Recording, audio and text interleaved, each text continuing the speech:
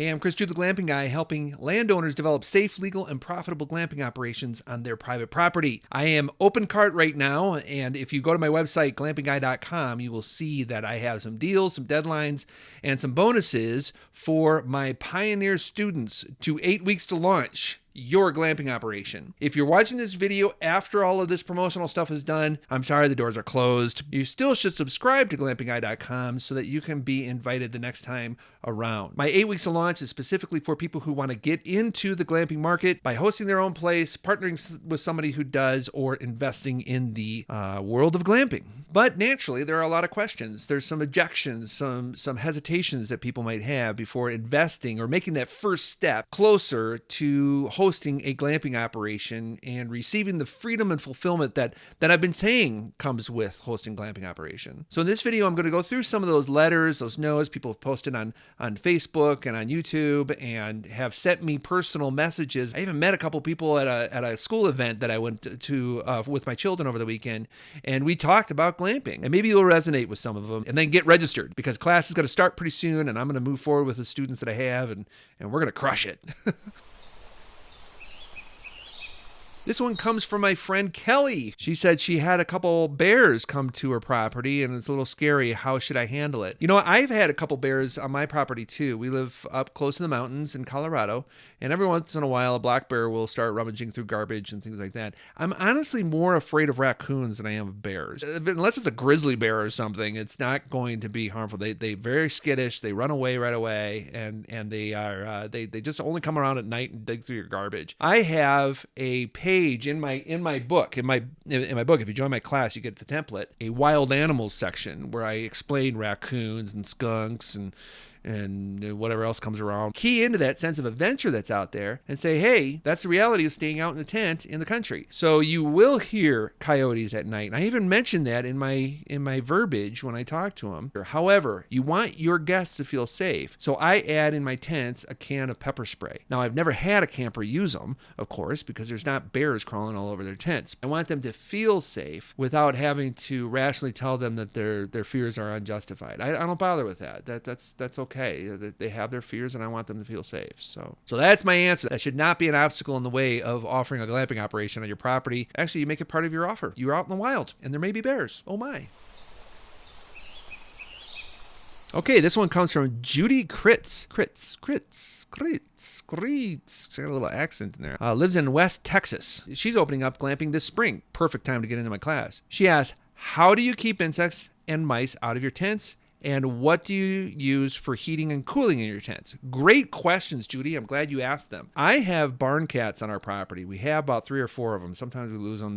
The coyotes are around, you know what I mean? And they are specifically for mousing. Now, not all my guests appreciate cats because they're friendly cats too. They like to cuddle up with people and things like that. And then we bring them inside. But my guests never complain about mice, and that's good. Mice are a problem out in the country, and I'd hate for a little mouse critter to come into the tent. They don't do that because the cats are around. And we do spray for spiders. Spiders in this part of the country are the bigger deal than insects. I take a typical spider spray that you would find in Home Depot or something, and about 2 or 3 times a year I will spray around venues, and that keeps the spider population down. And as for warming and cooling in the winter glamping is a thing. You can make a lot of money in the winter. Most people shut down. I advise people, hey, keep a couple units open. We heat our tents with propane heaters. Fires are a big deal around here, so we don't have wood burning stoves and things like that. I know glamping operations that do, and then I think those are awesome. But we have propane heaters, Mr. Buddy propane heaters. I buy the biggest ones. They do the trick. And in cooling systems, we don't have a cooling system here in Colorado. The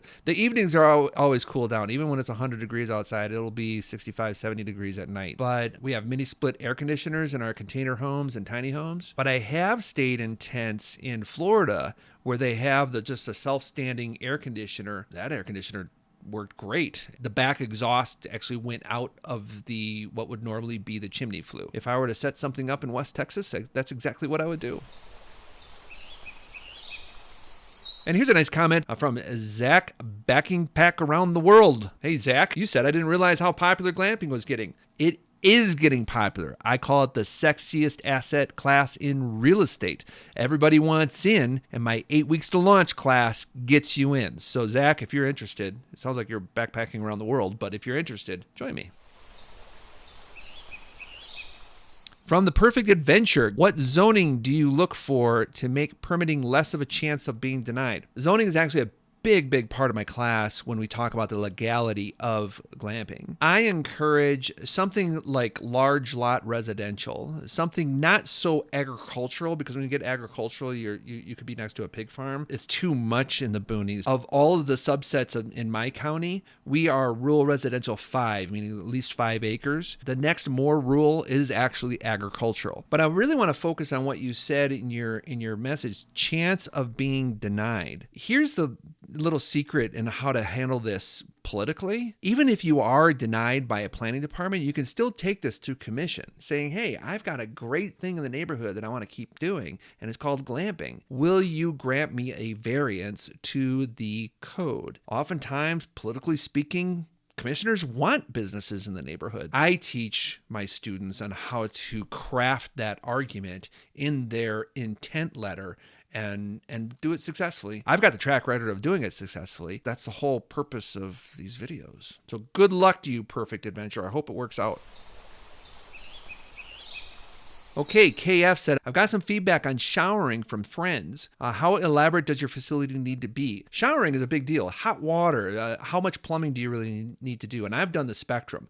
The most off-grid spectrum that I've done are shower bags, and they can put either cold water in and they warm up in the sun, or sometimes they just deliver them warm water if it's just not a sunny day or something. Now that's the most off-grid showering solution. The most on-grid showering solution is my shower house. They actually have their own bathroom. Now that's very expensive, obviously, but that does serve a particular customer who won't go glamping unless they have that available. I'm building this summer another shower house that's going to be somewhat shared for all of my off-grid tents that are down by the creek. You can go off-grid, you can go on-grid. I've met people who have had a place in their house and make a way to access a bathroom in the house from their tent or their camper or whatever. And if all of that fails, I sometimes direct them to the local gas station. There's a pilot station, a truck stop pilot station. You can pay your $3.50 or whatever it is to take a hot shower, and sometimes that's just the solution that people need to encourage them to get out and glamp.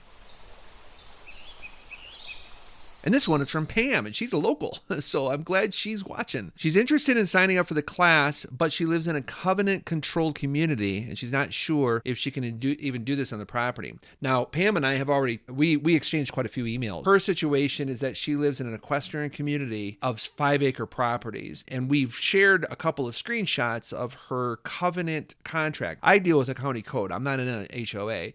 So I have to deal with the county and make sure that I'm following their rules. Well, she lives in an HOA and she needs to make sure she's following her rules. But here's the I call it playing in the gray. Oh, this is actually very, very important. Your risk tolerance for playing in the gray needs to be high in the glamping world. And what I mean by that is that if the code or the rules of the contract does not have a prohibition against glamping, well, you can glamp then. Same thing with the county. If the code does not say you can't do this, well, I can do this. The problem comes as interpretations of the code. Right now, there really is no code that addresses glamping. Glamping is a gray area. There's nowhere I can go to the code and say, hey, subset C42BD says glamping isn't allowed, or glamping is allowed, and this with these conditions. There's nowhere in there. So that requires some interpretation by either planners or commissioners or owners to do what they feel like they can do. Now, you as a landowner, Pam, have the right to develop your land the way you understood when you bought it. And I would say you don't need to ask permission to do it. A lot of times glampers are hesitant to get involved in glamping because they feel like they need to get on the phone, call someone, get an email, sign a contract to be able to do this. Not necessarily. In fact, that usually leads to talking to a bureaucrat who tells you no, because if they told you yes, that means they would have to work a little harder to help you. So tents are not allowed in the yard? Okay. What about a garage? What about a shed? What about a treehouse? What about a hobbit hut? You see, you're living in the gray. You're playing in the sandbox that is fun and creative, but it does frustrate kind of the pigeonhole thinker. Even when they do come out and try to say you can't do something, I oftentimes, well, what can I do? There's all sorts of unique stays that you can set up. And the person who comes out and says, you can't do this, president of an HOA or a neighbor or a county official, anybody, or maybe it's just a friend who's trying to tell you you can't do it. If it's not specifically said you can't, then the same argument can be crafted that you can. And for that reason, glamping is exploding in the country and in the world. And doggone it, you know what? The very people who try to shut us down will also complain about the big dogs, the big developers, and the sprawl that's coming in really against those kinds of things. But I'm acting just like the big dogs. I've got my lawyers, I've got my arguments, and I push back when people say no. And you know what? It's working. That's exactly what the big time developers do. And that's why they're getting these houses in, is because they don't take no for an answer. They do ask, well, what can I do? And they try to develop their land the best they can. I said throughout all my classes that we as glampers are in the real estate business. And honestly, we're in the land development business too. And I find that to be a very freeing and fulfilling business to be in. So Pam, I'll see you in class.